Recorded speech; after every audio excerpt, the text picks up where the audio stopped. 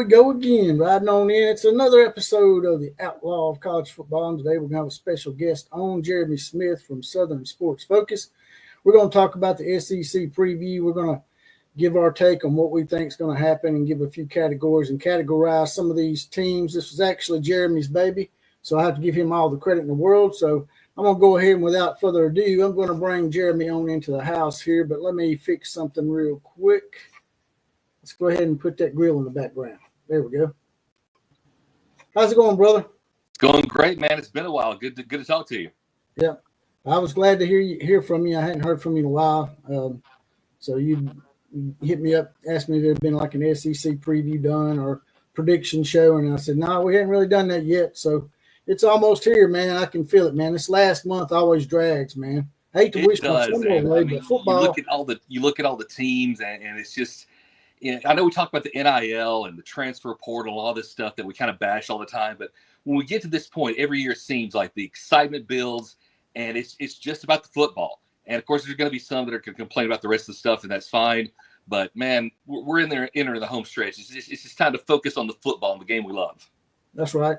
I remember when I was in high school back in the day, I wouldn't want to wish my summer away because then I have to go back to school. But at the same time, I love football so much that I was sort of wishing my summer away. Let's get this summer out of the way, man. Plus, I'm not the biggest Major League Baseball fan in the world, so I'm pretty much bored throughout the summer. So it's just I'm having withdrawal symptoms already. I'm waiting for week 0 to get here. Kansas State and Iowa State is probably the only marquee game that I can think of on that slate. Yeah, that's the one that is in Dublin, I think. And I think both of those teams have a chance to be decently good. I mean, the job that Chris Klieman has done at Kansas State, getting them back to relevance again. I know he's won a Big 12 championship there. So I think they're going to have another pretty decent team this year. And, of course, Iowa State, they're always one of those with Matt Campbell as coach that just kind of every week you never know. They'll get blown out one week, and then they'll beat a team in the top 10 the next. So it's one of those teams you never know what you're going to get. So it's going to be a good week 0 marquee matchup there. No, it sort of reminds me of Ole Miss in a way. Yeah. Ole Miss is always that way. They'll lose to Kentucky and then turn around and beat Georgia by 18. So, but is there any particular spot that you want to start with on these SEC predictions and previews? Now, is there something that maybe you had in mind? Well, let's start with this. Let's kind of start at the top. Let's start with the teams that I think. Now, the league is. I mean, there are several teams with the capability of possibly winning this if things go right. But I think that there are really 4 teams out there that have the best shot. And what's interesting, Outlaw, about all these teams is they all have really big question marks. We don't just have this dominant team that you look at and you think, okay, they're solid there, they're solid there, they're excellent there, that we really don't see any kind of chink in the armor. That's not the case. Every one of these teams that we're going to be talking about tonight, they've got some major questions to answer. And if they don't answer them, the fans could have a really disappointing season. And that includes the team that you and I cheer for, the Alabama Crimson Tide. Here's a fun fact for Alabama, and we talk about the quarterback. Since 2011, when Bama's had a first-year starter, they've either won the SEC or the national championship or both. A.J. McCarron, 2011. There's Blake Sims. They won the SEC in 2014. Jake Coker, both in 2015. Jalen Hurts, they won the SEC championship in 2016. And then 2018 with Tua, he was the first full-time starter there. They won the SEC. And then in 2023, or 2020, Mac Jones won both. And then 2023, Jalen Milroe, they won the SEC. So it's going to be interesting to see if Ty Simpson, if that's a trend that they can keep alive this season. I agree with that. And also there's something that's really striking to me this year. It ain't just our team. It's a bunch of teams. From Texas to Georgia to Alabama to Ohio State, they're all starting new quarterbacks. Exactly. And with Alabama, Kalen DeBoer and Ryan Grubb, they really haven't just played their hand entirely, but you get the feeling it's going to be Ty Simpson. He's apparently getting the most reps with the ones. They talk about him a little bit the most, so they haven't come out and said it, but I would be shocked if he's not the guy behind center when the season starts. And he's going to have plenty of weapons to work with. That wideout room is loaded. Ryan Williams is back. Jeremy Bernard is back. You have Isaiah Horton coming from Miami. And there's a couple of guys in the spring camp and then now in the fall practice that are really getting some buzz. One is Lozier Brooks. He's been getting some buzz in camp. And then Rico Scott, Ryan Grubb, and Kalen DeBoer have raved about him. And he's fast. They said in practice today he actually hit 23.2 miles per hour running a route. So they're going to have plenty of speed at that position. They're going to have plenty of guys that can catch the football. Also, I was just 3 or 4 teams I named off the top of my head. There's many, many, many teams. Auburn's starting a new quarterback, as is Oklahoma. Yeah. That's another team I think that's a wild card this year.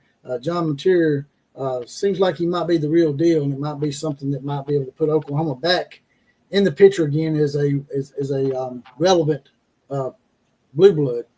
I think so too. They're the category that I call teams that could surprise. We'll get to all those, but Oklahoma especially, they have a new offensive coordinator, the guy from Washington State, and he brought along with him John Mateer from Washington State. He ran the ball well, he passed the ball well, dual threat quarterback, and there's going to be a lot for him to work with. Oklahoma is one of the top teams in the league as far as returning production. They returned 77% of last year's production on offense and 63% on defense. So both are high up there in the conference. The team has almost everyone back on an offensive line. Wasn't great last year, but they had some injuries. There's some more experience. They built some depth with some young guys. So I think the offensive line for Oklahoma is going to be a factor. And then you've got another guy, Jaden Ott, at running back. He came from California. Didn't do great last year. He was hobbled by an ankle injury. But if he's healthy, the previous season, 2023, that was a 1,300-yard rusher. So Oklahoma has got some weapons on offense. The defense is going to have Brent Venables calling the plays directly, is what I'm hearing. Yeah. And we all know how good Brent Venables was when he called the defense for Clemson and for Oklahoma back in the day. And they weren't bad last year. There were some games where they, because they weren't getting any help from the offense, they kind of faltered. But they finished 19th in the nation in total defense, and they were great at getting the backfield last season. The leadership and production of Danny Stutzman is going to be hard to replace, but that defense has the potential to be really good. The problem for Oklahoma, we talk about schedules, and we'll get to that, but everybody talks about Florida's schedule and how bad it is. Oklahoma's is about as tough. That's right. Yeah, I'll give you this string of games. Now, they got a couple of early season ones that could be tricky, but I think they're very winnable. Home slates against Michigan and Auburn. But starting October the 11th and not stopping till season's end, there is not a week where Oklahoma's going to catch a break. You have Texas at the Cotton Bowl, at South Carolina, Ole Miss, at Tennessee. Then there is an off week, but it finishes with at Alabama and then Missouri and LSU. So that is a tough stretch. Now, I got a lot of the football schedules up here above me in queue, so if you need me to pull one up anytime, just let me know and I'll pull it up for you. But you're right. After Kent State, it's like a murderous gauntlet, man. I don't see how Texas got so easy, got off so easy, man. It's like they were, I don't know, maybe they paid Greg Sankey off or something. I don't know, because it feels like they're hazing Oklahoma. But at the same time, Texas got Mississippi State, Kentucky, and Vanderbilt. Now, I know Vanderbilt done well last year, but that, to me, is an anomaly. They didn't know how good Vanderbilt was going to be before they give Texas Vanderbilt. They give them probably the 3 easiest teams in the Southeastern Conference in their first year. And they have pretty much the same slate this year in conference play, except that it is flipped. The teams that they played at home last year will be on the road this year, and, of course, vice versa. And Texas is one of those 4 teams where I think that they could possibly make the playoff, win the conference. Their new quarterback, we know the name, stratospherically hyped Arch Manning. The offense looks high on talent, but they are very short on experience, Outlaw. The Longhorns returned 29% of their offensive production from last year. That is 126 in the nation and dead last in the SEC. 4 offensive line starters are gone. Top wideout Matthew Golden is gone, and top receiver Gunnar Helm, who's a tight end, they're also gone.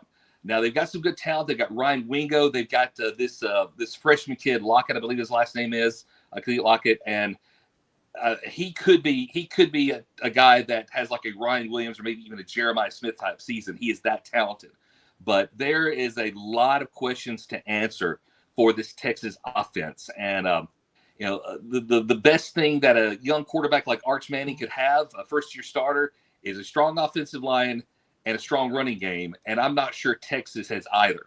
Now, the rushing game, they do have their leading rusher back from last season, Quintrevrion Wisner, and so is C.J. Baxter, who missed all of last year with an injury. But still, there is a little experience there, but I'm not sure how much that running game is going to be able to help, especially early in some big games like Ohio State with that offensive line going through that big transition. So let me ask you a question about Texas real quick. If their quarterback was a first-year quarterback and he had all these accolades, he's a 5-star, and his name was Joe Clark, would people be expecting him to go into the defending national champion's house very first game out the gate and win? I'm not sure about that. I mean, if he's a 5-star and he's a highly rated talent, then possibly. But I mean, the name on the back of the jersey is really, I mean, it matters. It's mattering with this Arch Manning hype. Yeah, I just think it's all based on that. He'll be hyped quite as much, but as I much really as we hype these kids, especially the 5-stars these days. I mean, there would still be some that said, look at him, look at what he's done. Which admittedly isn't much, but still, he'd be a highly rated guy, and there would be some expectation. But I do think that Manning name does increase it quite a bit. Yeah. I really hate it for him. I know a lot of people don't feel sorry for him, but can you imagine the pressure on this guy? I mean, he's got to live up to all of his famous uncles, and now he's got to come in his very first game that he's really starting. I know he started a few games last year because of injury to Quinn Ewers, but this is like a real hard game, and he didn't have to really play against any big-time competition in those games that he played in. So he's having to start his very first game as a starter against Ohio State and Columbus, and they're defending national champions. I just think it's a lot of pressure put on him, and I don't think it's fair to him. Yeah, I mean, that's going to be rough. The good news for Texas is at several positions, like quarterback, like some other in returning production, Ohio State's about as much of a shape as Texas is. They've got a lot of talent, but it is a lot of young, inexperienced talent at several positions across the team. Since they're Ohio State defending national champion, they're going to be hyped, and it's still going to be a tough game in Columbus, but they're not going to be facing this really settled veteran team at multiple positions, so that will help with the pressure a little bit. But still, it's going to be tough to get a win in Columbus. Exactly. So I mean, I really feel for him as his first game out the gate. That he's got to do that, even though he's a Manning. It's not something I really look forward to as a first time starter. So basically, you're saying that the teams that have a chance at the national championship are Texas, Alabama, Georgia, and LSU. Is that right? The 4 that I really think have a shot is what I'm calling the contender section is Alabama, Georgia, Texas, and LSU. We talked about Alabama a little bit more on that. They have 8 returning starters on defense. That's going to help quite a bit. The main question about Alabama is, of course, not only the quarterback, but for them to get where they want to be, that offensive line has got to finally start living up to the hype. Now, they returned like 3 or 4 starters on that offensive line. So experience-wise, they're in pretty good shape. But we've seen them hyped to high heaven for about the past 2 or 3 years, and they've underachieved for the past 2 or 3 years. So that has got to change if Alabama's going to be a playoff team. And the running game from the running back position has got to be better. Now, again, they've got talent there. You have Richard Young, you have Jam Miller, and also the guy that transfer out of Louisiana Lafayette.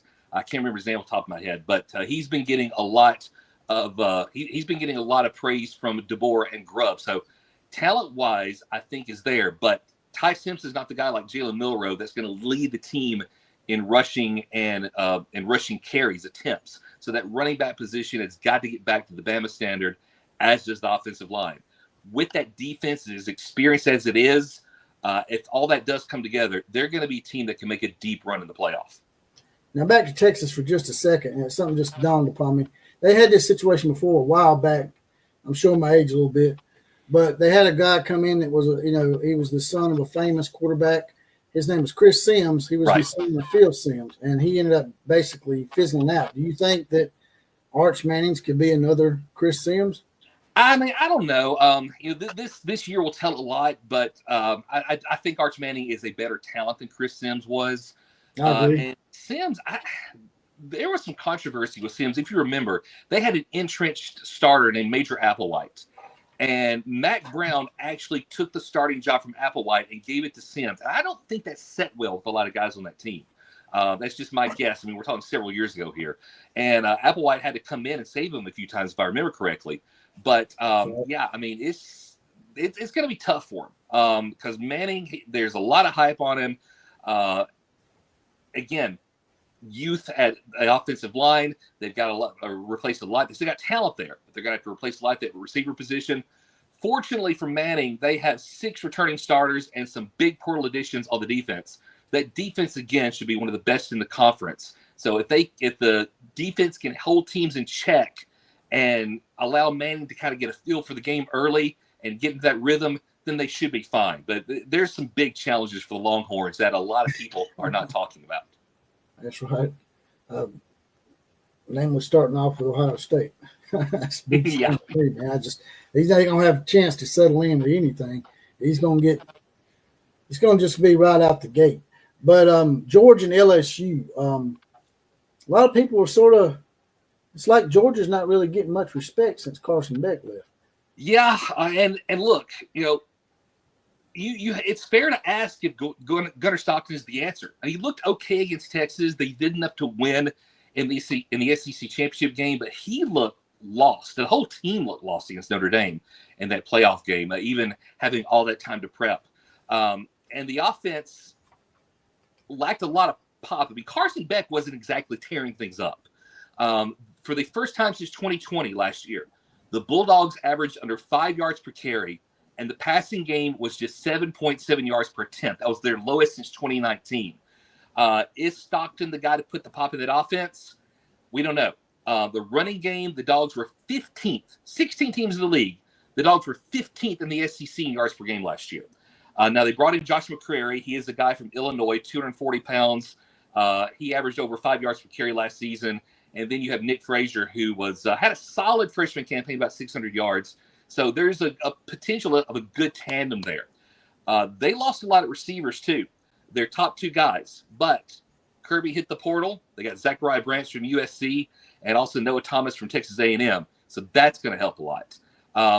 Now, I said that one of the best friends of a young quarterback is a good offensive line. Georgia has that. They got an experienced bunch, but they've got to do a little bit better than last year. If they can raise their game with that experience, Stockton, I think, will be okay. But, again, with a lot of these teams, there's a lot of questions. There's a lot of what-ifs. What if he can't find his rhythm? What if the running game struggles again? What if that O-line struggled at times like it did last year? It's not a sure thing. We hype them all the time. They're going to be highly rated. And since they have Kirby, of course they're going to have a shot. But it's a fair question to ask if Georgia could be one of those teams that could really disappoint and maybe even miss the playoff. I'm not saying it's going to happen, but I think that's something that could be one of the storylines because you saw them struggle a lot last year against certain teams, and they have a lot to work on. Now, Outlaw, when you're talking about Georgia, what side of the ball are you thinking is feared and elite and causes chaos? Probably the defense, right? The defense, but they got to step up. They weren't that great last year. They were okay. They looked good, but they weren't great. They allowed the most points since 2016, Kirby's first year. They were 8th in the SEC versus the run, 9th in takeaways, and 11th in red zone conversions allowed. That's not the Georgia standard. So they are going to have to really step up their game to get back to where they want to be. Now, again, the talent's there. Even with all those deficiencies, they won the SEC last year. So you can't rule them out. One big key for Georgia is going to be the pass rush. Now, they've never been a machine in that regard. They've never been one of those teams that just pound the quarterback constantly. They usually do pretty good, but they're not one of those elite sack teams. They haven't been under Kirby. But they had 37 sacks last year. Not bad. But out of those 37, listen to this. Georgia managed fewer than 2 sacks 5 times. One was against Mississippi State. It was a win, but they won 41-31. Way too close. Another one was Georgia Tech. We know what happened in that game. It went all those overtimes. I mean, Georgia just had to hang on for dear life and survive that one. And then Ole Miss, 1 sack. They had a loss, 1 in the loss to Notre Dame, and none in the loss to Alabama. You compare that to the 2 wins over Texas. They had 13 combined in those 2 games, and they had 5 against Tennessee. So Georgia has got to get to the quarterback to be able to really cause chaos and be the kind of team that could make a playoff run and win the national championship. Well, this is off topic a little bit, and I know Carson Beck's not, the next coming to Joe Montana or anything, but I think him getting injured in that SEC title game absolutely affected him in the playoffs. I don't think they lose to Notre Dame if Carson Beck plays in that game. That's just my opinion. And that puts me on the soapbox that I've been on. Like I said, it's a little off topic, but if they're going to expand the playoffs, I think they eventually got to do away with these conference title games because they are a hindrance and they can actually hurt the team that wins it. And when they go into the playoffs, they haven't got their full roster like their most important spot quarterback, and they get beat. I mean, you run that risk in any game you play, but yeah, I mean, the more exposure you have, the greater the risk. The problem is those conference championship games generate a lot of money. So unless they find a way through, TV deal being altered or the playoff purse being increased, they're not going to do away with those conference championship games because the leagues won't. The coaches and the teams might want them to, but the leagues won't do that because they bring in way too much money. Go ahead and read a couple of comments off real quick. John Dry says he believes Texas Tech has a roster that can win it all if they stay healthy. And I know Texas Tech has been throwing big-time booster money out here this past year. They've been a big surprise to me. I didn't know they had that much money at Texas Tech, but obviously they do. Yeah, I haven't done a deep dive into the roster, but that Big 12, it was a very interesting conference race last year. Arizona State, last year's champion, they lost quite a bit. You never know with Oklahoma State how exactly they're going to be. They disappointed big time last season. There's some other teams, Arizona, their coach is kind of on the hot seat. So it's kind of a wide open league. So Texas Tech could definitely win the conference. As far as winning it all, I'm not sure they open up their purse, but I'm not sure they quite have the depth and experience to make that kind of run. But I think they could be a playoff team. Yeah, I believe so. Especially in the Big 12. You just don't know who you're going to get out of that conference from year to year, I don't think. Until someone establishes themselves as their new blue blood, it's just going to be a crap shot. But LSU's the other team that you mentioned is one of the 4 possibles to win national title. I'm going to go ahead and let you know this is my team that I think is overrated. I think it's the team that everybody's all in on, and I think LSU could actually surprise a lot of people in a bad way. I think it's a possibility. What I like about LSU compared to a lot of the teams we've talked about is they do have an established quarterback. Garrett Nussmeier, a lot of people have him on the Heisman list. I will say he will have to play better in conference games for that to happen because he had 12 touchdowns compared to 6 interceptions or something like that.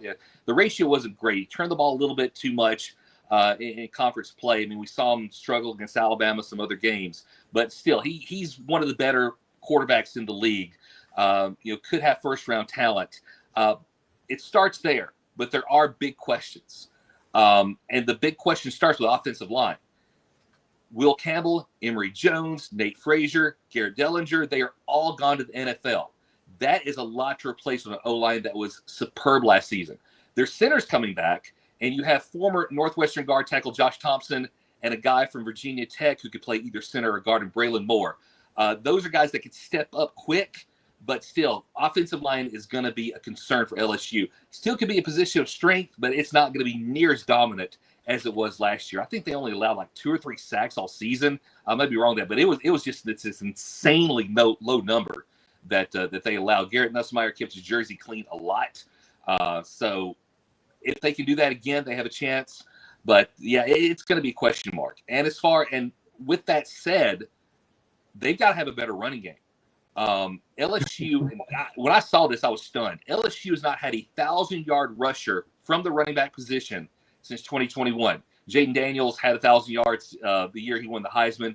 But as far as a running back, the last time it happened was 2021. As good as the passing game has been, with the changes in the O-line and defense is obviously going to focus on the passing game, it's going to be one of those years where they're going to need at least an effective running game to keep up those defenses honest. Receivers, they'll still be set. Aaron Anderson is back. They added Nick Anderson from Oklahoma. Barlin Brown of Kentucky, Destin Hill, Florida State. So they're still going to have some targets at wide receiver. And if their defense can improve, that's been the issue. Offense has not been the issue. It's been the defense. Was not as brutal in 2024 as it was in 2023, but still, to win the SEC, they got to get better. Harold Perkins Jr., Whit Weeks, Ashton Stamps, those guys are back. They've added some portal additions that could be huge, like Patrick Payton and Jack Pyburn. But, yeah, there's a lot of questions to answer. But if the offensive line revamp gels and the defense makes another significant jump, this could be the year Brian Kelly might be to win the SEC. Again, like with a lot of these teams, a lot has to come together. But as far as the questions to ask, LSU has about as many and one fewer as far as the quarterback goes than some of these other teams we talked about. Yeah, Brian Kelly, man, I know he's got a lot of wins over his career, but there's something not quite right about that guy with me. There's something not kosher, man. He seems a little shady to me. He looks like a politician to begin with, and then he comes down, does the whole fake accent thing, and he wasn't playing. It'd been different if it was tongue-in-cheek and he was trying to be funny, but he was trying to be serious when he done it, which just sets off red flags for me. And just like Les Miles, he had a lot of wins, but his quirkiness and some of his oddities ended up undoing him. And I think the same thing is going to happen with Brian Kelly. He's a little weird, but a lot of coaches are. So, they have they've got a lot of talent to work with. They always do. The problem is that a lot of other teams have a lot of talent to work with, and I'm not sure Brian Kelly is the kind of guy that can just consistently win games where it's coming down to the end and that big call has to be made. Now, he did against Alabama his first year. I call him that 2-point conversion that won the game in Baton Rouge. But, he's been very up and down, and his buyout's way too much for them to fire him this year.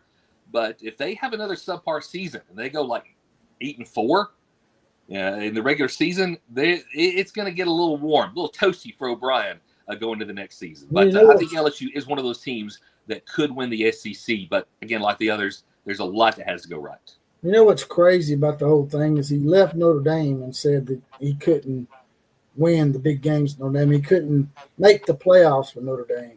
And the first year of the 12-team playoff, Notre Dame makes it and LSU doesn't. Go figure. Well, the whole excuse he used was that he could not recruit the kind of guys that he needed to consistently compete. Well, Marcus Freeman has recruited those guys. They're very high right now in the recruiting class, the 24/7. I think they're top 5 still. I've been checked in a few days, but they're way up there. And so far, I think Marcus Freeman has proven him wrong as far as being able to get the talent there. But, like I said, LSU is going to be one of those teams that they got the quarterback that a lot of the other teams do not. But we'll just see some of those other pieces fall into place. That's right. And another topic that you had on here was teams that could make a surprise run. Yeah, we mentioned Oklahoma already in that. Another team in that is Florida. DJ Lagway, if healthy, he might be the most talented quarterback in the league. Problem is the guy hasn't been healthy. He's walking around with a walking boot. They're saying he's probably going to be ready by the time the season starts. But, he's battled these nagging injuries, and even one ended the season last year. So health has got to be concerned. If he can't go, then I don't see how the Gators are really going to contend for anything because he's got to be one of the big keys. Around Lagway, you have a solid running back tandem, Jaden Ball and Jacoby Jackson. They both come back from last year. Receivers are a big question mark, but there's some potential. They got a guy from UCLA named J. Michael Sturdivant. He's a solid portal get. Trey Wilson, he's back. That's big. He's gotten over some of his issues, so he's going to be back on the field. But for this unit to be effective, there's going to be 2 young guys that are really going to have to step up. That is Aiden Mazzell. He is a sophomore who played some as a freshman. He had some good catches. And then you have a guy named Dallas Wilson, who is a really hyped-up incoming freshman. He's going to have to, I think, be a big threat on the outside. If he's effective and some of these other guys can step up, the Gators will have a good passing game. And DJ Lagway should have a lot of time to work with because all 5 offensive linemen are back from last season. Yeah, and it just seems like their schedule, it's really rough, just like Oklahoma's. I can understand there being, some schedules are a little harder than others, but it seems like that these schedules were made so unevenly to me. like there's a lot of them that you just look at them and you're like, what were they thinking doing it to these guys? Talk about the Florida defense for a moment, and I'll get into their schedule. They've got to improve. Now, last season, they were really good at making big plays. They forced 25 turnovers, and they averaged 3 sacks a game. But kind of the basics in the SEC, points allowed, and they were near the bottom. They were 12th in the SEC, and they were 15th in total defense. So the consistency was not there. If the consistency can go along with some of the playmaking, then they're going to be in good shape. But as you mentioned, that schedule from September 13th to October the 11th, that's the stretch that they're going to have to navigate. At LSU, at Miami, you've got a bye week. You've got Texas in the swamp, and then at Texas A&M. And then later, you've got a Georgia game, and then a trip to Ole Miss and Tennessee at home. So there are a lot of tricky stretches there for Florida. And you look at that, and you're like, man, there's going to have to be a lot to go right for them to be in that playoff hunt. Again, I think they have the overall talent to be in there, but with that schedule, especially if Lagway kind of struggles or is hobbled, that seat's going to get really hot for Billy Napier. Like I said, they could be a much better team this year and still not win enough games to go to a bowl game because of injuries and the fact that they just don't really get any kind of break in their schedule. I got the schedule pulled up here. I don't know if you can see it or not. Yeah. Is it legible? Can you see it? Or is it too I small? can see it. And they got the obligatory cupcake games at the beginning of the year. Play South Florida, then they play at LSU, like you said. Then they play Miami of Florida, which is not probably going to be an easy game either. No. So and then Texas comes to Florida, and that's a game that Texas might need to watch out for. They get beat by Ohio State, and they're not thinking about Florida as much as they are maybe Oklahoma. I don't know. It's possible that Texas could have 2 losses before they play Oklahoma. I don't know. But like you said, they go to Texas A&M, then they have Mississippi State, which that's a nice little get for them, I guess. They do have Kentucky. They got Georgia, Ole Miss, Tennessee, and Florida State. So it's not as bad as I thought it was, but it's still pretty damn hard. I mean, you got the off week in there somewhere, but that 4-game stretch, I mean, and there are several teams like this. You got this about maybe 3 or 4 game stretch where you just look at it and you're like, man, that could really ruin their season. Well, definitely. I mean, I forgot they were playing Miami too. And, the Big Ten has always given us hell about playing non-conference games, right? But I'm telling them, hey, we actually really play 9 or 10 conference games because our non-conference schedule is not as cupcake as y'all try to make it out. Indiana's coach made a little asinine comment saying, we're just trying to be like the SEC. Granted, there are some SEC teams that do that, like Georgia, for example. Their schedule really easy as far as non-conference goes, and except for Georgia Tech at the end. So we play 8 conference games. Then Alabama plays Florida State, who we scheduled at the time was an undefeated team when we scheduled them, I think, maybe even before that. But you schedule these games 5 years out usually. And then you got Wisconsin, which is usually a pretty good team. Now, granted, they're not as good as they were in the past, but those are 2 Power 4 teams. Plus, we got our 8-team conference schedule. So it's really like we're playing 10 conference games. They just don't happen to be in our conference, but they are in the Power 4, and they're not cupcakes. I mean, it varies. Some teams, they kind of load up, and it changes from year to year. One year you might have, maybe 1 additional Power 4 conference game, and then the rest are kind of cupcakes. And, there's been some years where some teams don't play any. But I don't want to get too much off topic, but I think eventually for this to kind of pan out, there's got to be some kind of uniformity in schedule with these leagues. It'll be tough because they have different leagues, have different number of teams, but that's above my pay grade to figure all that out. But I mean, Alabama's one of those teams. They play 2 additional power conference games besides the conference schedule, and I think Curt Cignetti, and I've debated this a little bit with some Big Ten fans. Well, who can blame them because they play 9 conference games and all that? And I'm like, look, that's true, but Ohio State's playing Texas. Michigan's playing Oklahoma. There's some other Big Ten teams that are playing Power 4 opponents. What makes Indiana so blasted special that they get an out for not doing it? Right, exactly, and that's what I'm saying. And within the Big Ten, I would venture to say that a lot of the middle of the road teams in the Big Ten are weaker than the middle of the road teams in the SEC, in my opinion. But yeah, again, back to the teams that can surprise you. We talked about Florida. We talked about Oklahoma. Yeah, this is their schedule. I brought it up because we was both talking about they both had probably the toughest schedules in the SEC. So I went ahead and brought theirs up too for you.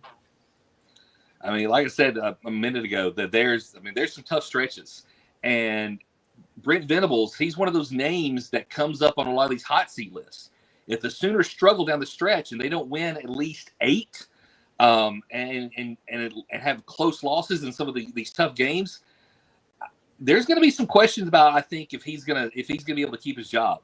Am I predicting it? No, but I think that probably in the SEC, he definitely has one of the warmest seats, especially with the talent that he has on his team now. Because again, overall, it's like 70% of the returning from production on both sides of the ball, 77 on offense, like 63 on defense, something like that. And so there's really no excuses, especially if they stay healthy, talent-wise. And he's got the quarterback. He's got some studs on defense. I mean, there's no excuse for Oklahoma. Well, even before they start that Texas gauntlet from Texas on, even in the early part of the season, they still got to play 2 pretty recognizable names. I know Auburn's been struggling here as of late, but as far as recognizable names, Michigan and Auburn are usually considered pretty tough games. Yeah, they are. Michigan, I mean, it's out of conference, but kind of for the early SEC rep, that's going to be an important game. These conferences, and this is what we do now, is we lobby for more spots in the expanded playoff. And as these leagues are lobbying for spots for as many teams as possible, that's going to be one of those games that's going to be looked at, especially if either one of those teams are in the mix. Not to go too Big Ten, but Michigan, they have Underwood, that hype quarterback. I haven't really taken a look at their roster, so I don't know how much they have returning. But kind of for the conference rep and possibly playoff implications later on, that's going to be a pretty important game. It is at Oklahoma, so is the Auburn game. But yeah, they're winnable, but they could be tricky if the Sooners come out sluggish. That's right. And you're talking about a game that might define Brent Venables' career at Oklahoma. If they were to lose to Auburn in Norman to Jackson Arnold, that would be a very bad look, and it would probably cost him his job, to be quite honest. It would be a very bad look. And Auburn, like you said, the past, they haven't had a winning season in a while. They've really struggled. And overall talent, though, this is Hugh Freeze's best team. I do have them in my team, the surprise category, not necessarily as a SEC contender, but I do think that they have the talent to maybe play spoiler, ruin someone's season, especially some of these games of Jordan-Hare. And it'll be interesting. Now, there's a lot to like, but with a lot of these teams, again, there's some big gaps in uncertainty. We mentioned Jackson Arnold. He's going to have more weapons because of the injuries Oklahoma had last year at receiver. Jackson Arnold's going to have a lot more weapons to deal with, but he's got to play better. Running back's going to be something to figure out. Jarquez Hunter is gone, and their second leading rusher last season was actually Peyton Thorne, the quarterback. So there are a lot of questions about that running game. So it's going to be something that's got to be figured out. The full interior line is back, and they've also had a couple transfers on the offensive line. Xavier Chaplin, left tackle for Virginia Tech. Also Mason Murphy from USC. He's going to be anchoring the right side at tackle. So I think the Auburn offensive line could be a position of strength. And they've got one of the better wide receiver rooms in the SEC, maybe the country. They've got a lot of guys left. Malcolm Simmons has had his issues, but he's been cleared to play. But still, you don't know about the certainty of him exactly because of some of his legal problems. But they have Cam Coleman. They have Perry Thompson, who didn't play a lot last season, but a very talented player. And they've added some guys from the portal. Georgia Tech's leading receiver from last year, Eric Singleton, is there. And also Horatio Fields, who was a solid contributor for Wake Forest. He is now on the Plains. Fun fact about Auburn. They have not had a 1,000-yard receiver since Ronnie Daniels in 1999. There is no excuse for that trend to continue with the talent they have at wide receiver. That's right. Now, I will say something about that gauntlet that Oklahoma's got. Nico Amaleva may have made the Tennessee game a lot easier for a lot of people, in my opinion, with all the fiasco that went on up there with that. And I'm not too sure Missouri is going to be that good this year either. They fit into that category that I'm talking about, the enigmas, the mystery teams. So we'll get into them real quick. We'll start with Missouri. Now they got a fairly manageable schedule compared to some other SEC teams. Their toughest league games: Alabama, Texas A&M, South Carolina, all at home. You have road games at Auburn and Oklahoma; those could be a problem. Now, what's interesting with them is that week 2 game, we might learn a lot about them. The revival of the border war with Kansas. That is a low-key, huge out-of-conference game of the season. When those teams were in the Big 12, they had a great rivalry. They've not played since Missouri left for the SEC. So I know a few Missouri fans in some groups, and they're really excited that this game is being played again. And they still hate Kansas as much as they did when they're playing them every year. So that's going to be one I'm going to watch. But that team, the big key for Eli Drinkwitz is more consistency on the run defense.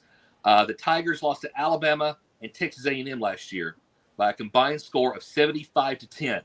It was the 2 games they gave up more than 200 yards on the ground. Over the last 3 seasons, Missouri's 1-6 when allowing that many yards or more. They've got some good pieces returning, some portal additions on that side of the ball. They can be pretty good, but it is going to be a rebuild for that defense in certain spots. And again, that running defense has got to be better.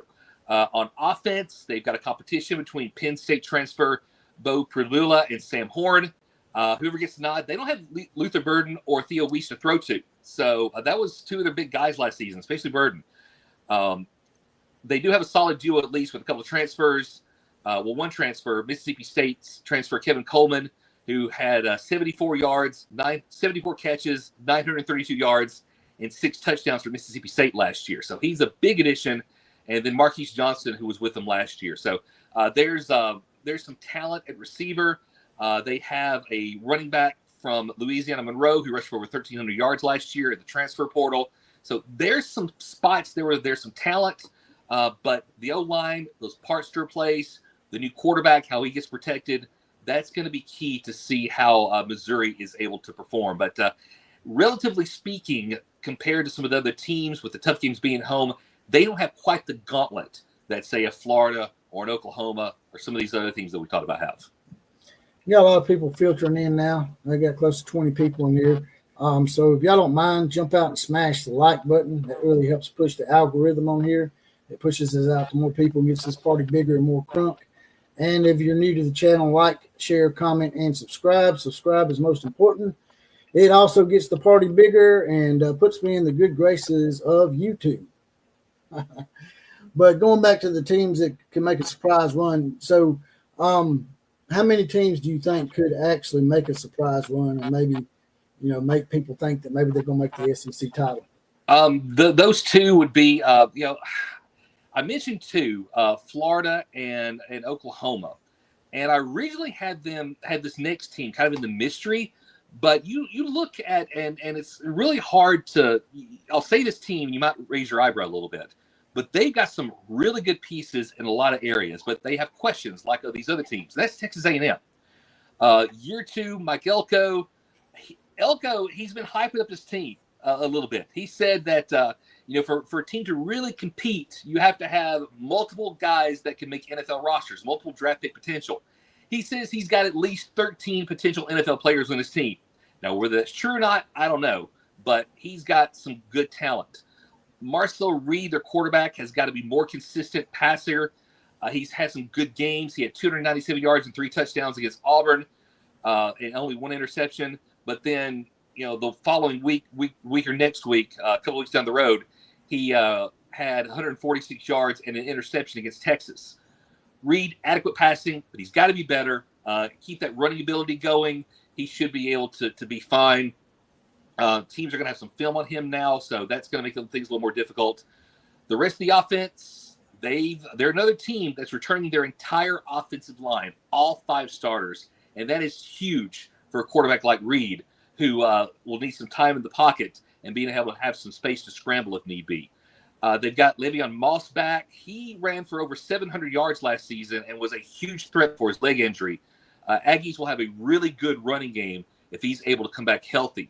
The problem, going back to Reed for a moment, in all of his starts, his 6 starts, he played in some other games, but in his 6 starts, he had at least 1 interception in each game.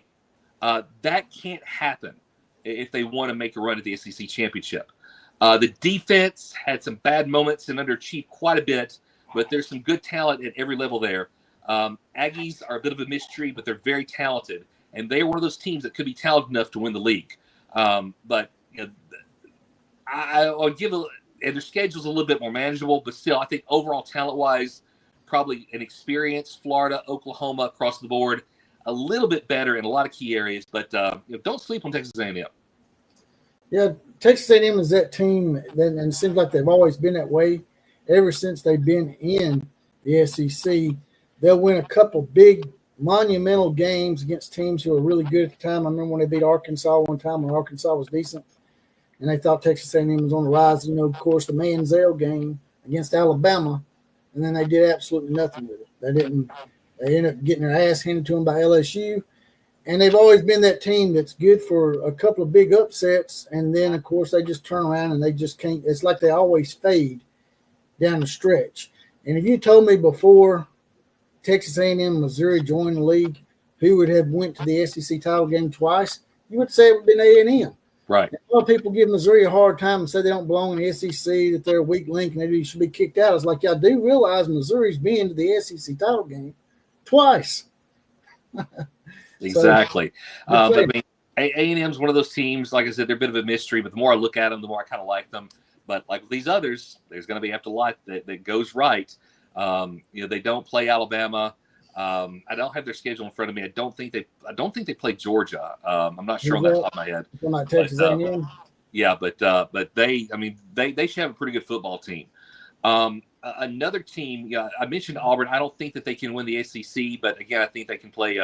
They can play spoiler, but they've got a pretty tough stretch as well. They have some tricky games. They have back-to-back road games versus Oklahoma and Texas A&M, and then they have an off week, but then home matchups against Georgia and Mizzou, and that could define Auburn's season, because if they lose all 4 of those, then they're not even at Jordan-Hare. I think that they'll probably lose to Alabama again. And Hugh Freeze, if he loses 5 or 6 games again, I don't think they'll fire him, but the next season will be a make or break, especially with the talent that he has this year. I don't think it's championship roster, but I do think it's one that can make some noise and surprise some people. Plus Auburn, they got too many people on the payroll right now to fire anybody probably. Yeah, exactly. But here's Texas A&M's schedule. You were saying you didn't really know exactly who they're playing. They start out with Texas San Antonio, but I wouldn't laugh at that because the Roadrunners are usually pretty good. Yeah.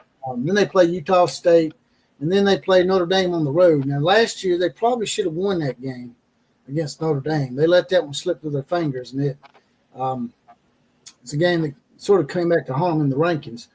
Then, of course, they do play Auburn in College Station. I thought that game was supposed to be in Auburn this year, but I guess not. Then they got Mississippi State. Both those games are manageable. They play Florida at home. So they got a lot of games in College Station. Then they go on the road to Arkansas, go on the road to LSU, on the road to Missouri, have South Carolina at home, then the obligatory cupcake before the rivalry with Texas, which is going to be in Austin.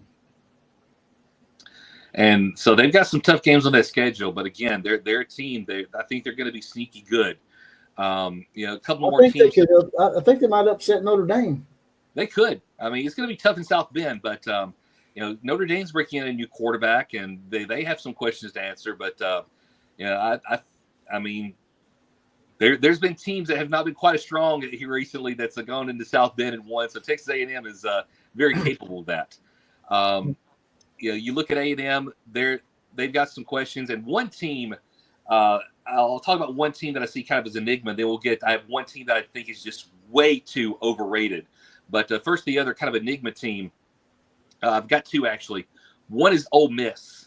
I was actually about to ask you about that because They're one of mine that I listed as a team that can make a surprise run to the title. You never know about them because Lane Kiffin brings in so much from the portal every year. So you don't know how they're going to mesh. Now, so far, so good. They've never, made the SEC championship game. But, I mean, he's winning at a pace that no other Ole Miss coach has been able to consistently. The offense should still be pretty good, but is Austin Simmons as good as Jackson Dart? The receiving core has been revamped. Caden Lee is the top returning receiver, but a lot of the main factors are probably portal additions. The running backs are really thin on experience. And the O-line, their depth is really young and really new. So there's a lot of questions on that side of the ball. The defense last year, I mean, where was this? Where was this at Alabama for Pete Golding? Because the dude had he had a just deadly defense. Number one in the nation in sacks and tackles for a loss. Sort of look like Pete Golding. Say what? I said you sort of look like Pete Golding, man. that one I've never gotten, but okay. But they've still got some talent. But Walter Nolan is gone. Linebacker Chris Paul is now with the LA Rams. Corner Trey Amos, he's in the NFL. So it's not a full rebuild, but it is a little bit of a renovation project. They still have some core pieces from that 2024 team, and Lane being Lane has hit the portal heavy. But I'm with the losses that they've had, especially on offense. The question there, back-to-back road games in October versus Georgia and Oklahoma. That could define the season. I still don't. It's going to be another year where they might win 9, but I don't think they're going to make the playoff. Right. I can see it happen to a lot of teams last year. They happened last year where you would beat a team and then you would turn around and beat a team that beats the team that you beat, but then they turn around and beat another team. That, like Vanderbilt, for example. Alabama beats Georgia and then loses to Vanderbilt. If you told me before the season that we was going to beat Georgia, LSU, and Auburn, I would think we was going to be almost close to undefeated. Yeah, didn't quite work out that way. But I mean, Ole Miss, they've got a couple of tricky games there. Another team that I'm looking at, and this may be the team that I have the most questions about, thinking what's going to happen with them, and that's Tennessee. The defense is set. The offense, who the heck knows? 7 starters returning to the defense. That was 7th in the nation in scoring. They'll have to find a replacement for James Pierce as a pass rusher, but overall the D-line is really going to be good. They do have one of the best corners in the nation on the roster in Jermon McCoy, but he suffered an ACL injury in January. Josh Heupel updated a couple of days ago, and he said there's still no timetable for his return. So he's probably going to miss the start of the season. If he can come back late, maybe he could be a factor, but that's going to be a big loss for them at a position that there are some questions. Still solid there, but McCoy really made them special. And who knows what the heck's going on with Boo Carter. That guy, he's just kind of vanished. He's being said not available. We don't know that situation, but that's another pretty significant loss for them. But this is still a very good defense. But some guys are going to have to step up and fill in some of the gaps that left with the departures and injuries for it to match last year's unit. And, of course, they talked about Nico last year and all that, but it was really the defense that pushed them up to the level of where they were able to make the playoff. Yes, they got their heads handed to them against Ohio State, but still, it was a really good season for Tennessee, and the defense deserved a big part of that credit. Offense, we know the Nico saga. Joey Aguilar is in now. How effective will he be? We don't know. And who the heck is going to help him out? I mean, listen to this. Last year, the SEC Offensive Player of the Year was Dylan Sampson, running back Tennessee. He is gone. Their top 3 receivers, Squirrel White, Brew McCoy, a couple of other guys, they're gone. And 4 starters on the offensive line have to be replaced. That is a lot to replace, especially for a new quarterback. And now with Heupel running the offense, probably not going to be bad, but they have a lot to replace. And they have games against Georgia, at Alabama, at Florida, plus a tricky home date versus Oklahoma. 9 wins feels like the ceiling, but it wouldn't shock me if they lose 4 or even 5 if things don't go well with them, if that offense doesn't start clicking. Whatever the case, I don't see Tennessee as a playoff team this year. I don't either. Like I was mentioning earlier, we had a bunch of teams finish 9-3. Alabama, South Carolina, and Ole Miss all missed the playoffs because they, for whatever reason, they put SMU in. But that could happen this year. And that's my fear with the SEC is we beat up on each other. And that's why I'm not down with the 9-game conference schedule. It's you're going to have a bunch of teams with 3 losses, and then they're going to keep us out for beating up on each other.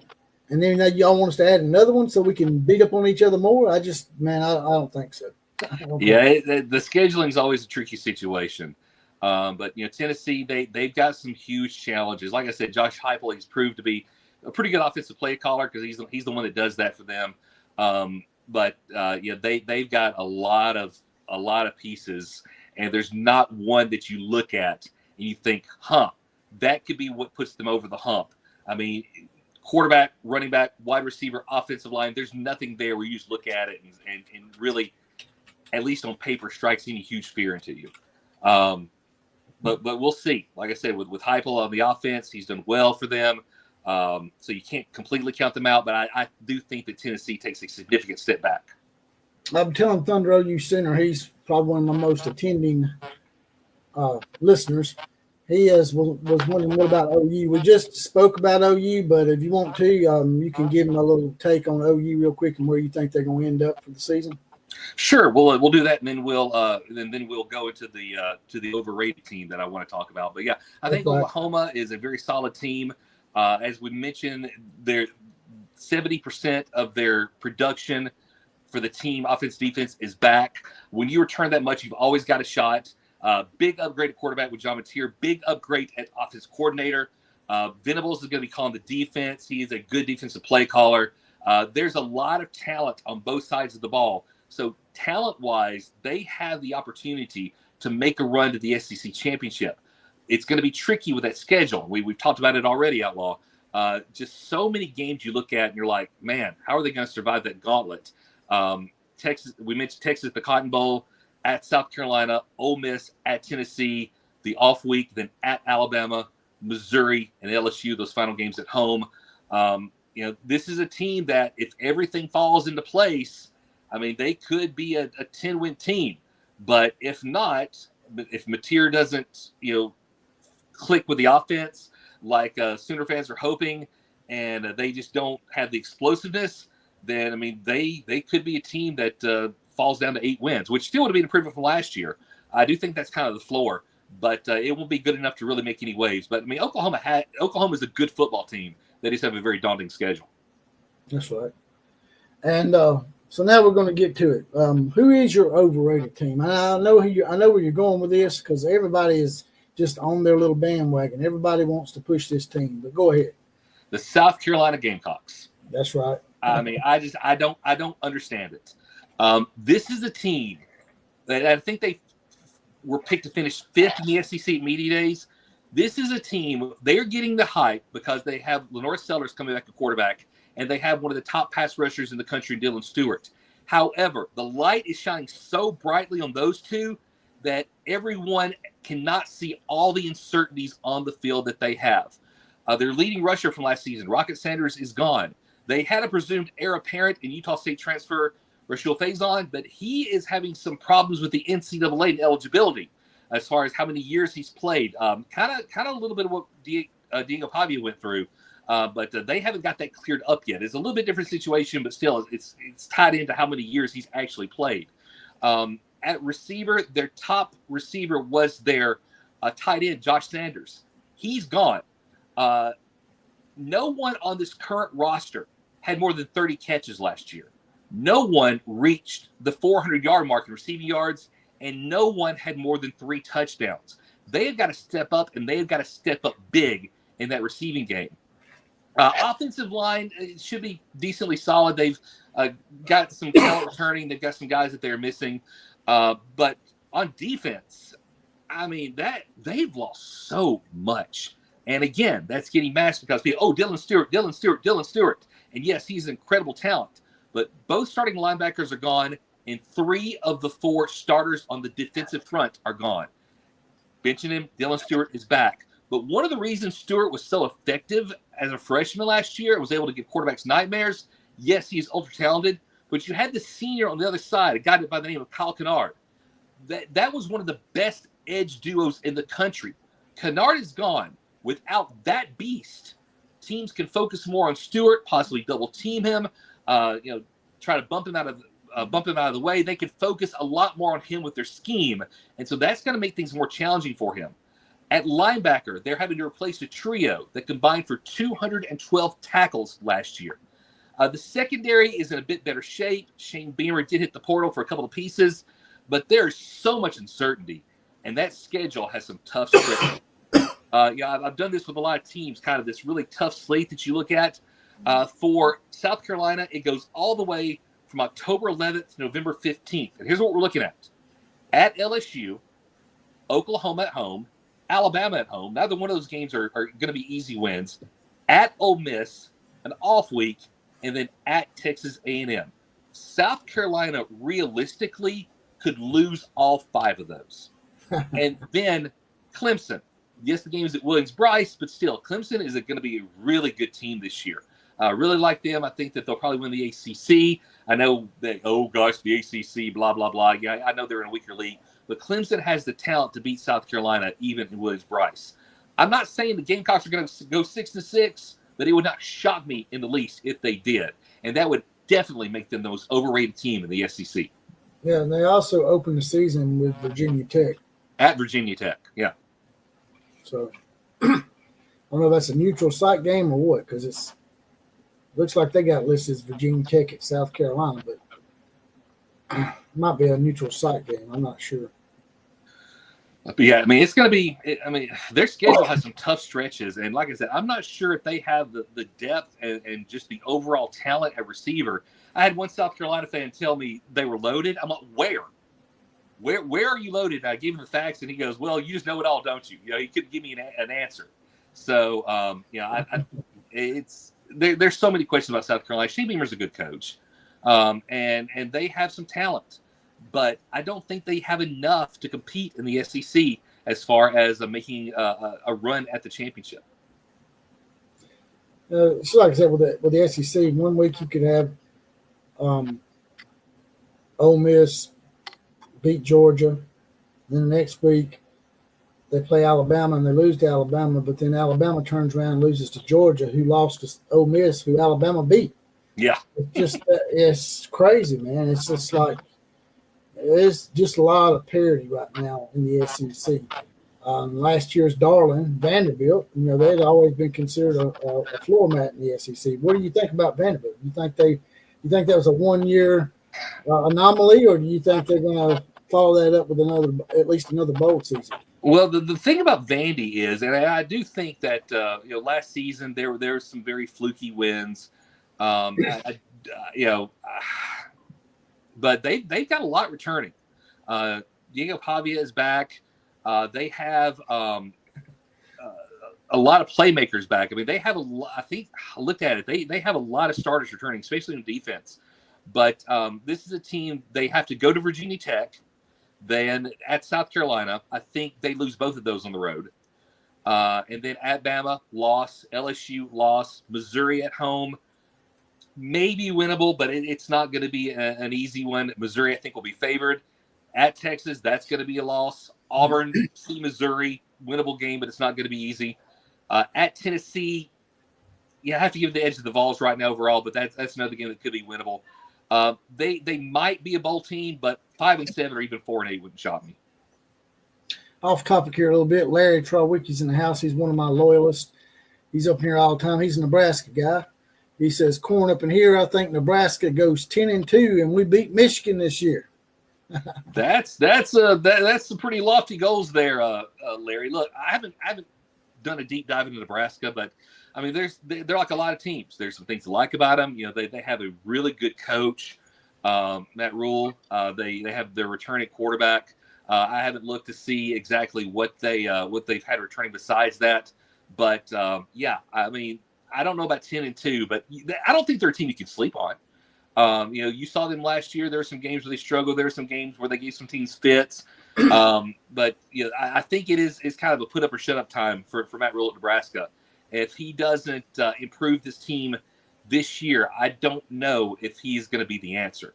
But I mean, I think that they could be a team that it's one of those, again, a lot of things go right for him, but 10-2 might be a little lofty in my opinion, just kind of, at first glance. But like I said, I haven't looked at them like I have a lot of these SEC teams. So I think they could have a decent year at least. What did Nebraska do last year? Did they even go to a bowl? I would have to look that up. Like I said, I haven't looked at much of them at all. So I think they did, but they had some games last year where, like I said, it was kind of close.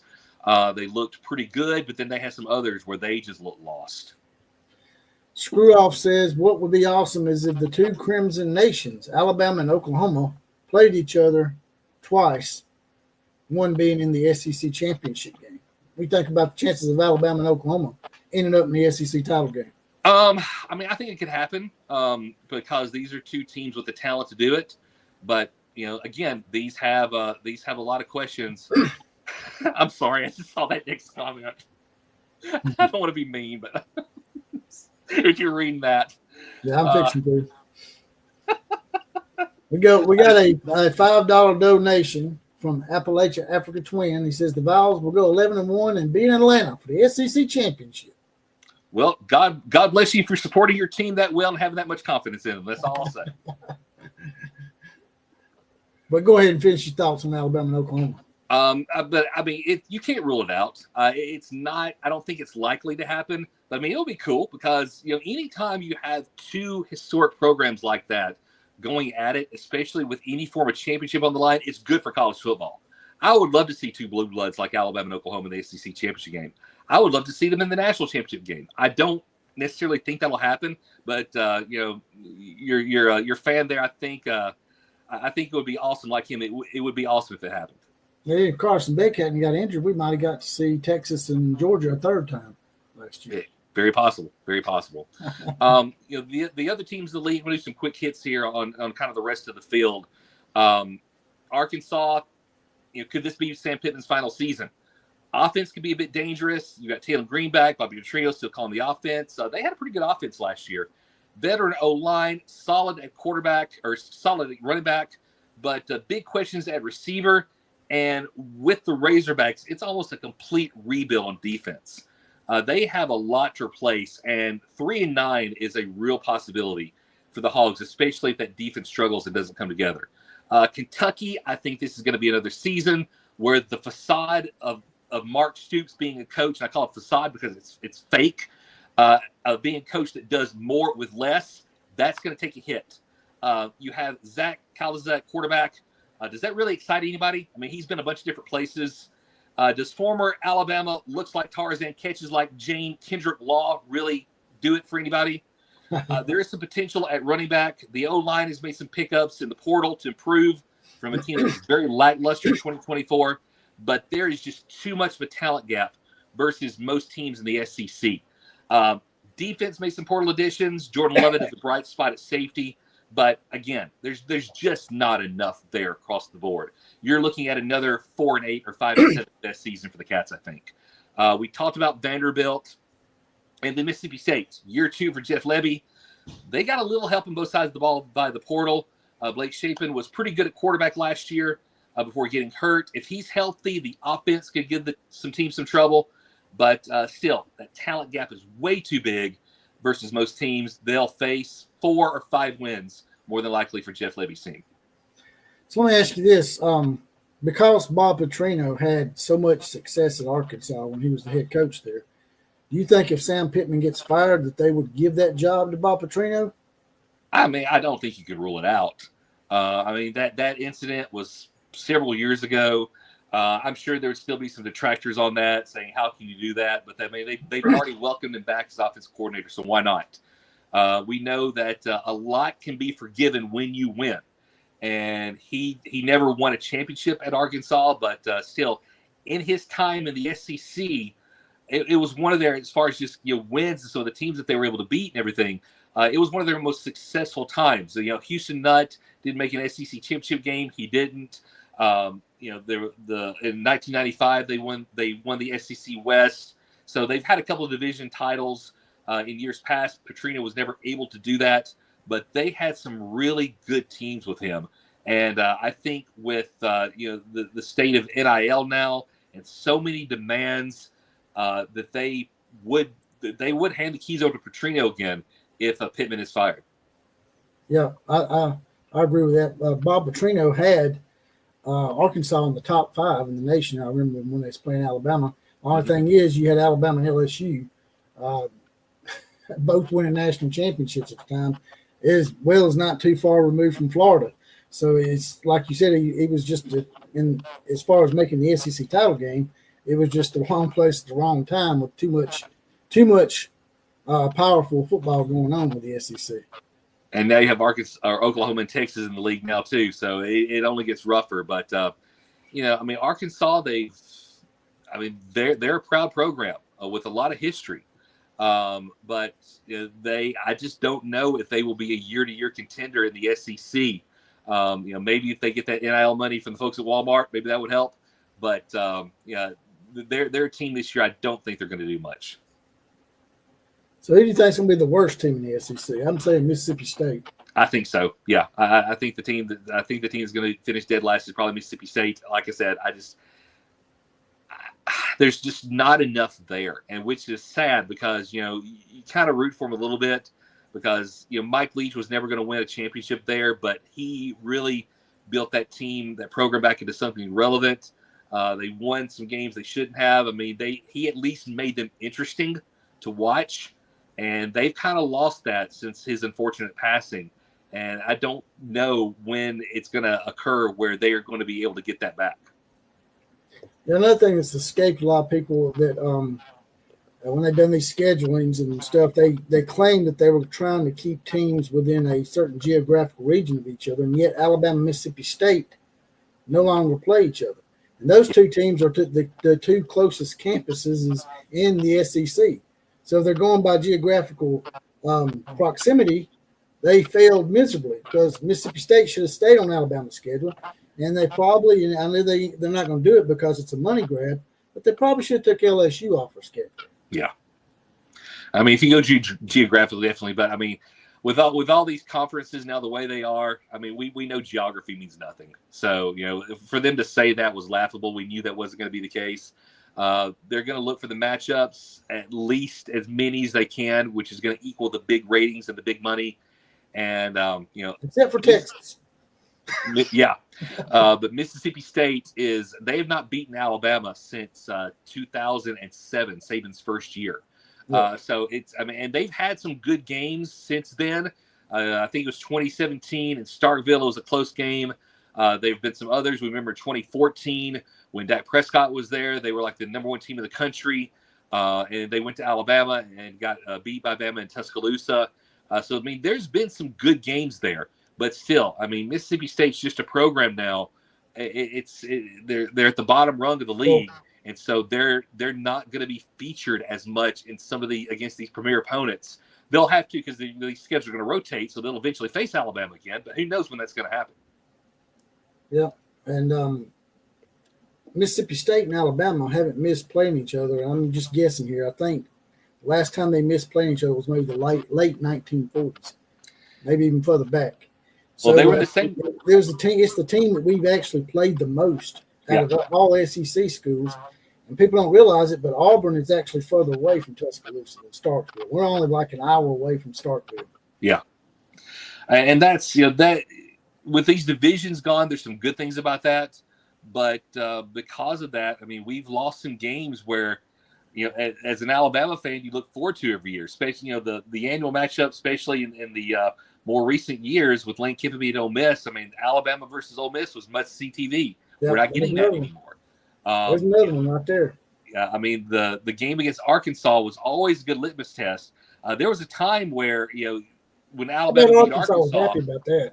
Yeah, I mean, it was on the way to a pretty good season, but now they're not playing each other hardly anymore. I bet Arkansas was happy to get rid of that game. Probably so. And we've been them 15, 16 years in a row now. Their last win over Alabama was Mike Shula's last year, 2006. Nick Saban never lost to Arkansas while he was at Alabama. And Mississippi State's even got that on Arkansas, right? Yeah. But yeah, man, just I guess you can't make everybody happy. You're gonna have some people complain about everything. So what can you do? It just seems to me like Texas got a little bit of a pass. That's all. I mean, you could argue that, but the response from the Texas fan would be for some of these games like Vanderbilt. Well, if Vanderbilt was so easy, why couldn't Alabama beat them? I mean, Yeah, they got lucky in that aspect that Vanderbilt ended up being decent. yeah. But they almost lost to Vanderbilt. Now Vanderbilt almost beat Texas. They gave Texas fits. They did, and but that game's in Austin this year. You look at the teams, and I'll say this: there's going to be some teams that I think will improve. I've talked about some of them. I think Alabama's going to be better. I think Auburn's going to be better. I think that Texas A&M's probably going to be better. So there's some teams that you are going to see trending upward. There's some teams that might stay on the same level, like Georgia, Texas, might drop a little, but not enough to fall out of the playoff picture, SEC championship picture. And then you've got some where like South Carolina, where when you look at the schedule and you look at what they've lost, they went 9-4 last year, 9-3 in the regular season. I don't see them exceeding that, and they may even drop a couple more games than they did last year. So, in the end, I hate to put you on the spot here because it's pretty hard to just pick two. As good as this league is, but if you had to guess right now, who do you think is going to be in the SEC title game? This is just a guess because, again, you never know what's going to happen. But if I would have to make a guess today, and looking at what every team has coming back, the schedules, and the experience, and the portal additions, just when you look at everything being equal, I think in the end, and this may surprise some people, but I think the SEC championship game is going to be Alabama and LSU. Alabama and LSU. Mm-hmm. That's probably would have been back in the day if they hadn't had divisions. Right. The whole division thing was stupid to me from the get-go. It should be the two best teams, period. That's the way it should be. But I'm going to have a little bit of fun with it, and I'm just going to, sort of placate to the crowd in here and say it's going to be the two Crimson Nations. It's going to be Alabama, and it's going to be Oklahoma. It's going to be an all-Crimson fiasco. I mean, and that wouldn't shock me. And there's a lot of matchups that wouldn't shock me. I mean, like I said, there's four teams that I really look at, and I think any one of those four teams can make it. Alabama, LSU, Oklahoma, and Texas. And there's some teams you can't rule out, like Florida and Texas A&M and Oklahoma. So, I mean, there's maybe Ole Miss. Kind of different varying degrees, but I mean, there's realistically, I think, about 7 teams that could, and we had this last year, about 7 teams that it would not shock me if they made it to the championship game.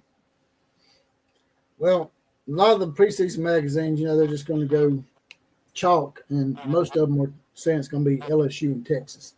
I've seen that, and I mean, it's not a bad guess. But like I said, the thing that worries me about Texas, and I've talked about this already tonight, is how quickly can all those things come together, and will they come together? Because not only do you have a new quarterback, there's a lot of inexperience on that offensive line. You got some guys that played some last year, but not in that just that just consistent starting role and what they needed, from game to game. So there's a lot of questions there that they have to answer, and they may drop a game or two before they're able to figure it out. And there's some late games like Texas A&M that could be tricky for them. And of course, that Oklahoma game, the Red River Showdown should be great. I see somebody he forgot about Mid-Pooh. I'm assuming that means Missouri. That's right.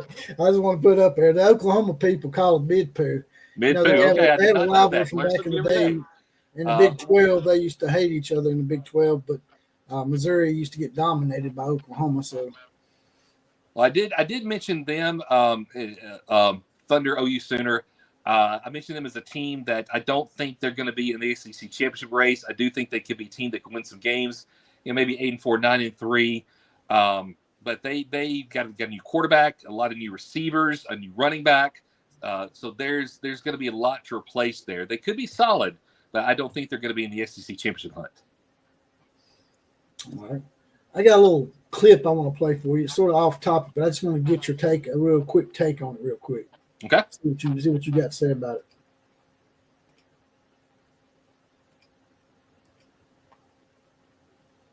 some scuttlebutt noise around North Carolina to the SEC. What do you have? What are you hearing? What do you know about this potential move at any point in time? It sounds very much to me like people close to North Carolina are floating this out there, probably frustrated with their current position, even though the ACC is now singing Kumbaya. We all know that there are a lot of anxious schools in there. So I've said all that as a preamble, Cole, to say that I think ultimately it's going to happen. But I think once we get to this next iteration, North Carolina has always been the number one choice of many people in SEC circles. I think the bigger question is when exactly does it happen? And secondly, who would their drafting partner be?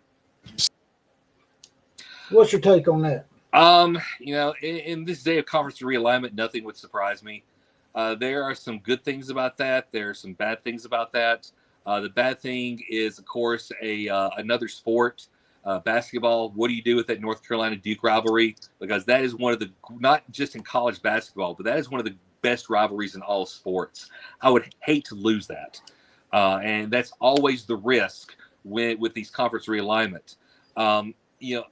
The big thing now, even when you have the satellite and the streaming and all that, where you can get pretty much any station you want to, is still the TV markets, and having that North Carolina, a bigger presence in North Carolina, would be good for the league. And as far as quality, the basketball program, it's been kind of up and down lately, but the baseball program is solid. I think they would fit well in the SEC. Football, I know they've got Bill Belichick now as the coach, but at the age he is, who knows how long he's going to last. But that would bring that high-profile name into a conference full of high-profile names. I don't know. You look at some of these geographically, it would kind of make sense. It would be better than adding Cal and Stanford, looking at UACC. But there's a lot that would make sense about it. But I'm almost 49 years old, so I remember these old conferences and the way they used to be, and I don't want to be that guy just holding on to tradition and the way things used to be bare knuckled. But I don't know. I don't know how well they would fit overall across multiple sports. I don't know how much it would increase the football profile of the league, aside from adding that additional TV market. But again, that's kind of what it's all about, the money. So financially, it probably would make sense, but it's the way college sports is going. But I don't particularly like it. I think there's something to be said for keeping these rivalries. And again, that's the biggest thing for me is what we lose. We gain a lot, but some of these rivalries that we have that could be lost.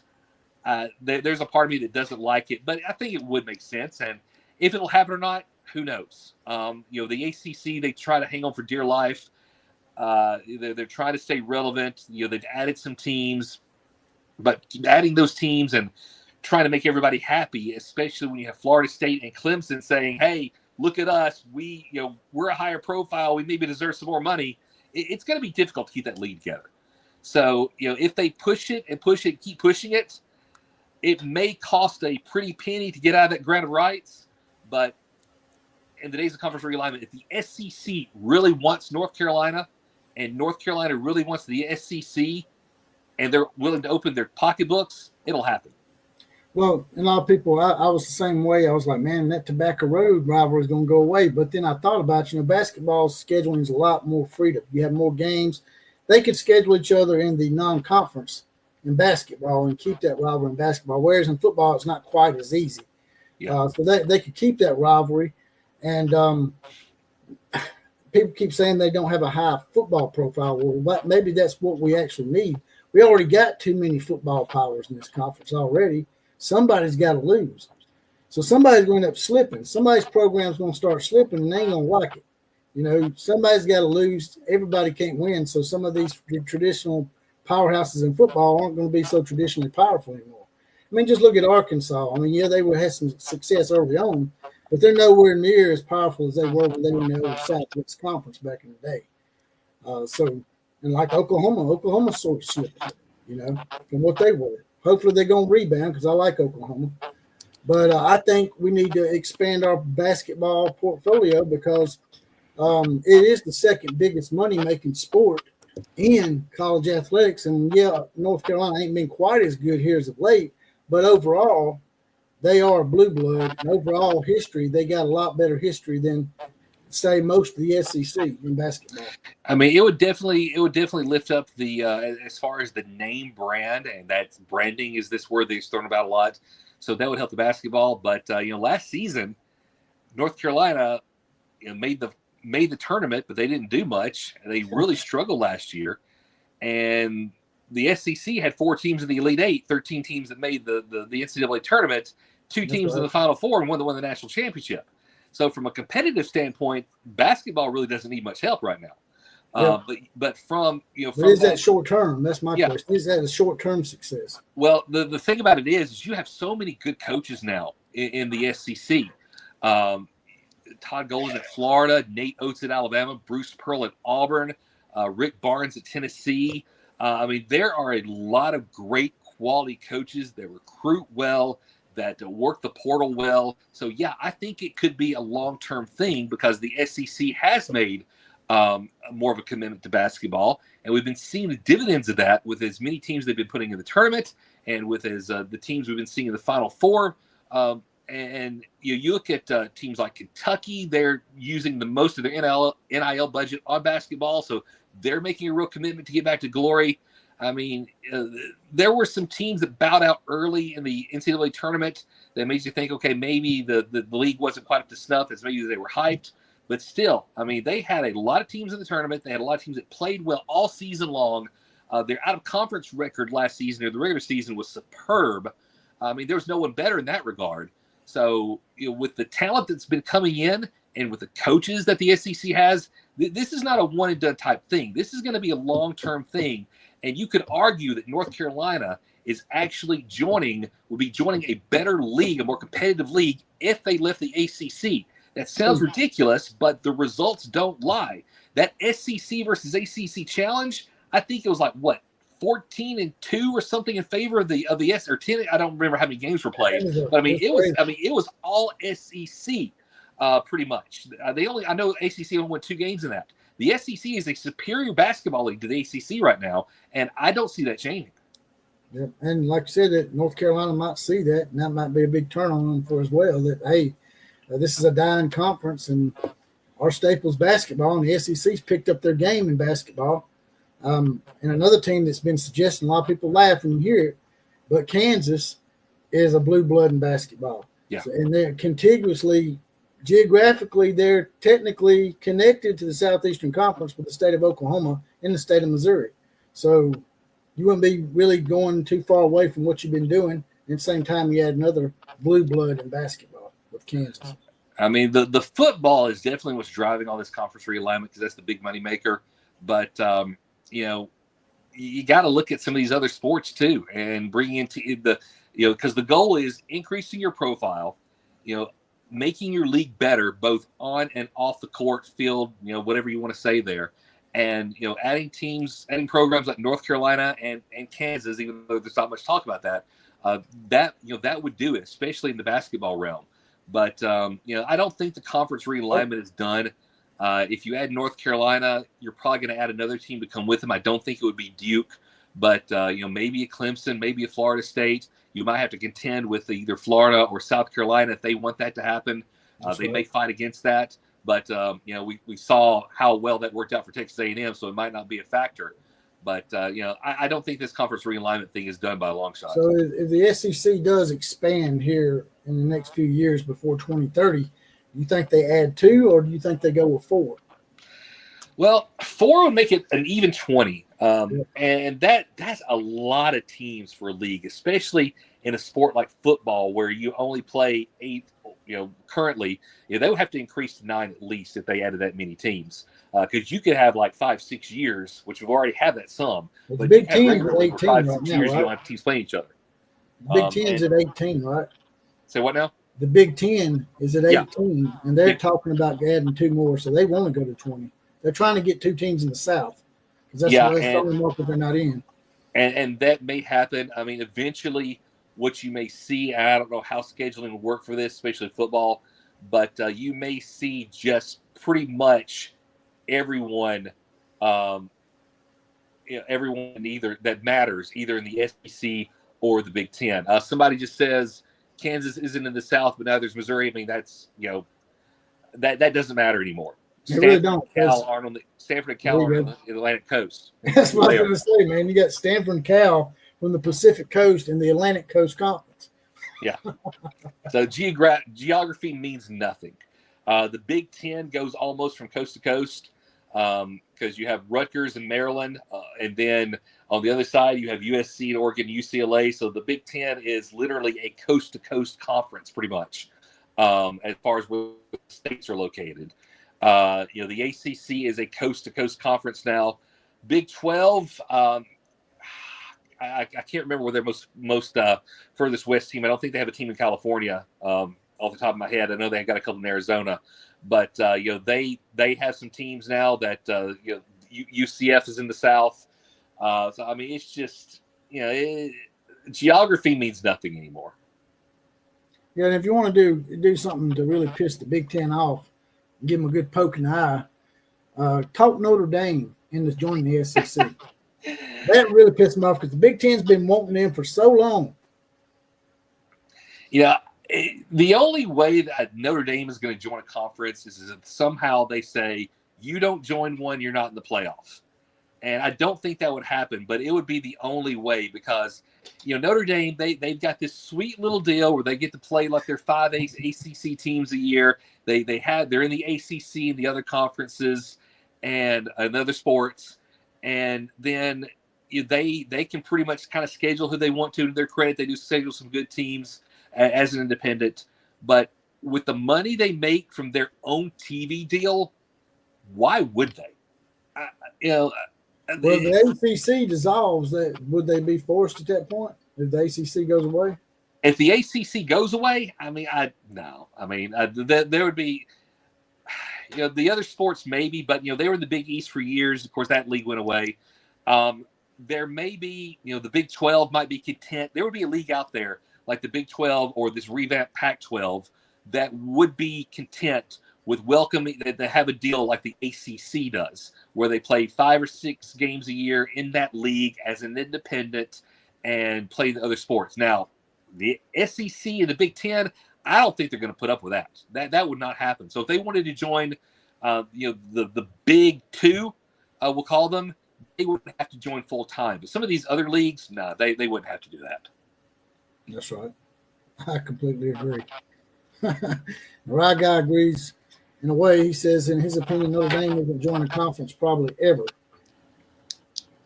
Like I said, unless you're forced to. And I don't see any, like ESPN or whoever controls the college football playoff with these TV contracts. That would be the only way it would happen. And they're not going to take that jump because Notre Dame is just too high profile. That's right. Well, I've about run out of things to ask you tonight. But if you got something else to add, we'll let you go ahead and do that. But if not, we can go ahead and close this down. Well, I'll just say excited about the upcoming college football season. Always excited to talk to you, Outlaw. Always glad that you had me on.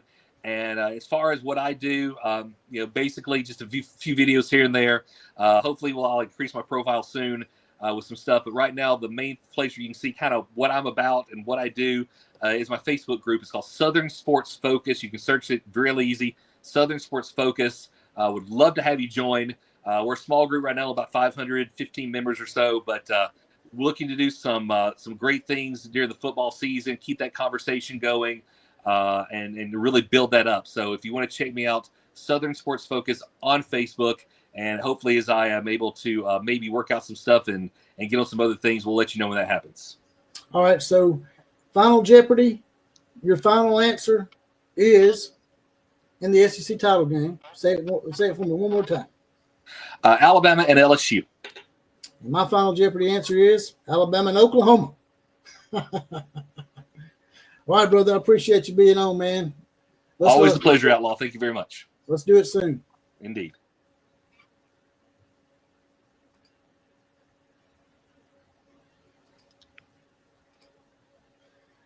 And that was Jeremy Smith from Southern Sport Focus. Go check his group out. It's a new group he's trying to push. He had a couple of big groups before that as well, but he's no longer associated with those guys. But, yeah, check out Southern Sport Focus on Facebook and go hang out with those guys sometime. Just a few more comments before I get out of here. Michael McCullough says he's not buying LSU. I'm with you on that, Michael. That's probably one of the few things that me and Jeremy disagreed on. I do think that LSU is a little overhyped, a little overrated. They usually lose the big games early against non-conference teams and embarrass the SEC. So the game early on with LSU is going to tell a lot. They played the Clemson Tigers in the very first game of the year, and if they continue to crap the bed early season, then it's probably an indication that LSU is once again just going to be a middle of the road team and fade at the end, maybe go 9-3 or 8-4, which to a lot of people that wouldn't be a bad year. But everybody's predicting LSU to win the SEC this year. Outside of Texas, LSU and Texas have been the real popular picks.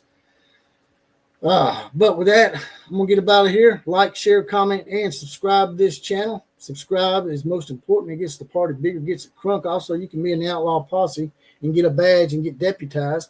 It's $2.99 a month, 75 cents a week. You'll get a random Four Horsemen shout-out on the actual podcast, as well as possibly the comment of the day. KMCA to all the other teams. Class is now officially dismissed.